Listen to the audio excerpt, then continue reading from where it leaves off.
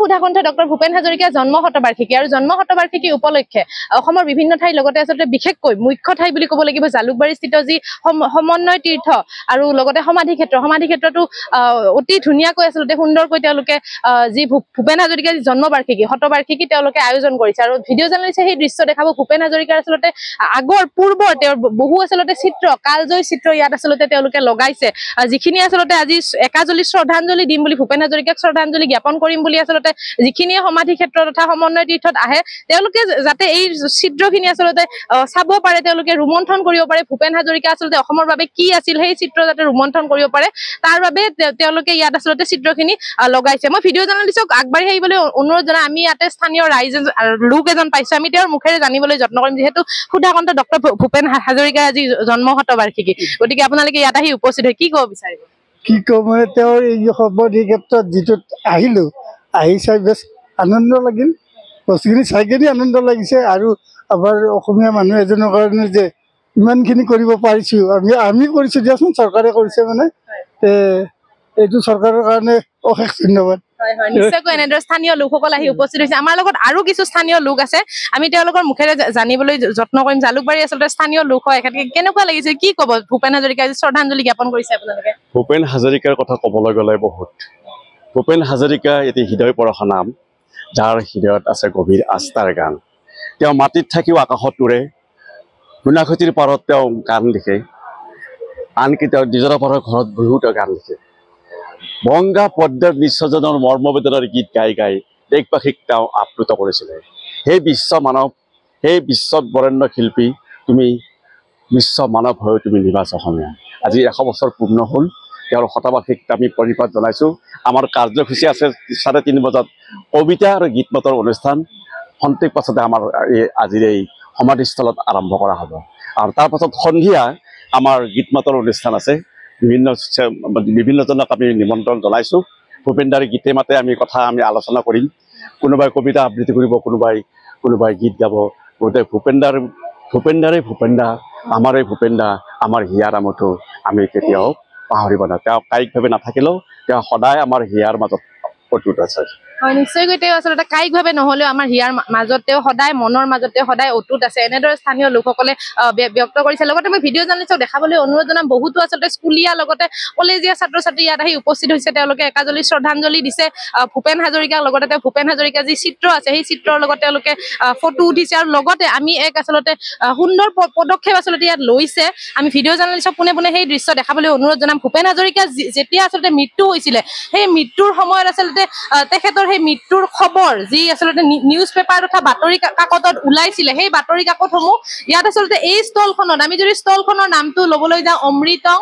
গময় শীৰ্ষক কাকত প্ৰদৰ্শনীৰ ফালৰ পৰা আচলতে এনেদৰে ভূপেন হাজৰিকাৰ যি মৃত্যুৰ যি তেখেতৰ শ্ৰদ্ধাঞ্জলি দিছিলে তেখেতক যি শেষকৃত্য সম্পন্ন কৰিছিলে সেই শেষকৃত্যৰ যিখিনি আচলতে পেপাৰ তথা বাতৰি কাকতত ইতিমধ্যে প্ৰদৰ্শিত হৈছিল সেই পেপাৰ কাটিংখিনি আচলতে ইয়াত এনেদৰে তেওঁলোকে ফুটাই আনিবলৈ আচলতে স্থানীয় ৰাইজৰ বাবে যিখিনি আজি আচলতে ডক্টৰ ভূপেন হাজৰিকাক ইয়াতে শ্ৰদ্ধাঞ্জলি দিবলৈ আহিব তেওঁলোকৰ আগত প্ৰদৰ্শন কৰিবলৈ ইয়াত আচলতে চেষ্টা কৰিছে আমি পোনে পোনে যি অমৃতং গময় শীৰ্ষক কাকত প্ৰদৰ্শনীৰ যি তেওঁলোকৰ কৰ্মকৰ্তা আমাৰ লগত আছে মই তেওঁৰ মুখেৰে পোনে পোনে আমি জানিবলৈ যত্ন কৰিম হয় আপুনি এই যিটো আপোনালোকে সুন্দৰ পদক্ষেপ হাতত লৈছে কেনেকৈ মনত আহিল আৰু কেতিয়াৰ পৰা কৰি আছে আচলতে এইটো মোৰ ব্যক্তিগত প্ৰয়াস ক'বলৈ গ'লে আৰু সেইটোকে যেনিবা সাংস্কৃতিক সঞ্চালকালয়ে হাত উজান দিলে ব্যক্তিগতভাৱে ময়ো সাংবাদিকতাৰ লগত পোনপটীয়াকৈ জড়িত মই দৈনিক অসমৰ উপসম্পাদক হয় আৰু সেই হিচাপে মই অনুভৱ কৰোঁ যে আমাৰ সাংবাদিকৰো এক ধৰণৰ সামাজিক দায়বদ্ধতা আছে মই মন কৰিছিলোঁ যে ভূপেনদা যেতিয়া ঢুকায় তেতিয়া অসমীয়া জাতিৰ মন প্ৰাণ কেনেকৈ শোকত উঠলি উঠিছিল আৰু সেই হিচাপে কাকতসমূহেও সেই ধৰণৰ দৃষ্টিভংগী আগত ৰাখি নিজা নিজা চিন্তা চেতনাৰে কাকতসমূহত প্ৰতিফলিত কৰাৰ চেষ্টা চলাইছিল আৰু তেতিয়াই মই সেই কাকতসমূহ ক্ৰয় কৰিছিলোঁ আৰু সংৰক্ষণৰ যত্ন কৰি আহিছোঁ আৰু ক'বলৈ গ'লে ইয়াত 4টা ভাষাৰ অসমীয়া ইংৰাজী বাংলা আৰু হিন্দী এই 4টা ভাষাৰ আঞ্চলিক কাকতৰ বাহিৰেও ৰাষ্ট্ৰীয় পৰ্যায়ৰ কাকতকো আমি আদৰি লোৱাৰ চেষ্টা কৰিছোঁ 64খন কাকতৰ প্ৰথম পৃষ্ঠাৰ মাজৰ পৰা আমি 30খন বাচিবলৈ যাওঁতে অকণমান কষ্টও পাইছোঁ নিজেই কাৰণ কাক এৰি কাক ধৰিম এনেকুৱা এটা অৱস্থা হৈছিল সকলোকেইখনেই গুৰুত্বপূৰ্ণ আৰু আমি সাংবাদিক হিচাপে আমি মন কৰোঁ যে ইয়াত শিৰোনামসমূহ কি ধৰণৰ দিয়া হৈছিল বা কোনোখন ফটো আলোকচিত্ৰ কেই কলমত দিয়া হৈছে কেইটা স্তম্ভত আমি কোনটো পজিশ্যনত দিছোঁ বা এংকৰ নিউজ কি আছিল এই ধৰণৰ কথাবিলাকত আমি গুৰুত্ব দিওঁ আৰু মই ভাবোঁ সেই কাকতখনে জাতিটোৰ প্ৰতি এটা এক ধৰণৰ দায়বদ্ধতা প্ৰকাশ কৰে সংবাদ মাধ্যমেই জাতিটোৰ প্ৰতি দায়বদ্ধতা প্ৰকাশ কৰে আৰু এই চিন্তা চেতনাৰে আমি আগুৱাইছোঁ না মোৰ সংৰক্ষণৰ ইচ্ছা আকাংক্ষাটো মোৰ আগৰে পৰাই পূৰ্বৰে পৰাই আছে মোৰ ঘৰত পুৰণি বাতৰি কাকতৰো সংৰক্ষণ আছে মোৰ দেউতাও শিক্ষকৰ উপৰি সাংবাদিকতাও কৰিছিল গতিকে সেই হিচাপে অসমবাণী নতুন অসমীয়াৰ দিনৰে পৰা আমাৰ ঘৰত কাকতৰ সংৰক্ষণ কৰা হৈছে আৰু সময়ে বাগৰ সলালেও এই কাকতসমূহ আমি কোনো কালেও বিক্ৰী কৰা নাই আমি অন্য ধৰণে ইয়াৰ গুৰুত্ব বুজি পাওঁ আজি ৰাজ্যপাল মহোদয়ে সেইখিনি কথাই উল্লেখ কৰিছে ইয়াত আহি আমাৰ আগত বা মুখ্যমন্ত্ৰী মহোদয় বা অন্যসকলেও আহি ভাল পাইছে সেইখিনিয়ে আমাৰ সন্তুষ্টি নামটো কি বুলি ক'লে আপোনালোকে কি কয় মই হিৰণ্য কুমাৰ বৰ্মন হিৰণ্য কুমাৰ বৰ্মন তেওঁ আচলতে নিজে এগৰাকী সাংবাদিক তেওঁ ইতিমধ্যে আমাৰ আগত উল্লেখ কৰিছে আৰু এজন স্থানীয় শিল্পীৰ প্ৰতি কেনেধৰণৰ প্ৰেম থাকিলে গীতৰ প্ৰতি গানৰ প্ৰতি কেনেধৰণৰ শ্ৰদ্ধা থাকিলে আচলতে এনেধৰণৰ পদক্ষেপ হাতত ল'ব পাৰে মই ভিডিঅ' জানিছোঁ পুনৰবাৰ মই দেখাবলৈ অনুৰোধ জনাম আচলতে দৈনিক অসমৰ পৰা যি আজিৰ দৈনিক বাতৰি লগতে সংবাদ লহৰী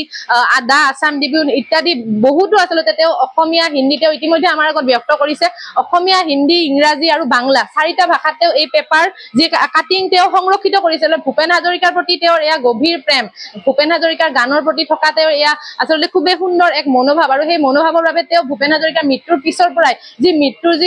যিবিলাক আচলতে যিবিলাক ইতিমধ্যে উল্লেখিত হৈছিল বাতৰি কাকত তথা পেপাৰত সেই পেপাৰ কাটিংসমূহ তেওঁ এনেদৰে সংৰক্ষিত কৰি ৰাখিছে আৰু আমি যদি ভিডিঅ' জানিছোঁ কেমেৰাটো ঘূৰাবলৈ অনুৰোধ জনাওঁ এনেদৰে আচলতে যি ভূপেন হাজৰিকা যি সমন্বয় তীৰ্থ তথা সমাধি ক্ষেত্ৰত এনেদৰে যি ইতিমধ্যে আজি জন্ম শতবাৰ্ষিকী আজি আচলতে জন্ম শতবাৰ্ষিকী উপলক্ষে এনেদৰে খুবেই এক আটকধুনীয়াকৈ সজাই পৰাই তোলা হৈছে আৰু ইতিমধ্যে যি স্থানীয় লোক আছে স্থানীয় লোকে ইতিমধ্যে আমাক জনাইছে যে ৰাতিপুৱাৰ ভাগত ভূপেন হাজৰিকাক এক শ্ৰদ্ধাঞ্জলি অনুষ্ঠান তেওঁলোকে আয়োজন কৰিছে আৰু আবেলিৰ ভাগত তেওঁলোকে যি গীতে মাতে সন্ধ্যা লগতে কবিতা আবৃত্তি ইত্যাদি ধৰণৰ তেওঁলোকে অনুষ্ঠান ৰাখিছে আপুনি বিচৰা বাতৰি পাব কেৱল নিউজ 18 এপত নিউজ 18 এপ ডাউনলোড কৰিবলৈ স্ক্যান কৰক এই QR কোড গুগল প্লে ষ্টৰতো পাব এই নিউজ 18 এপ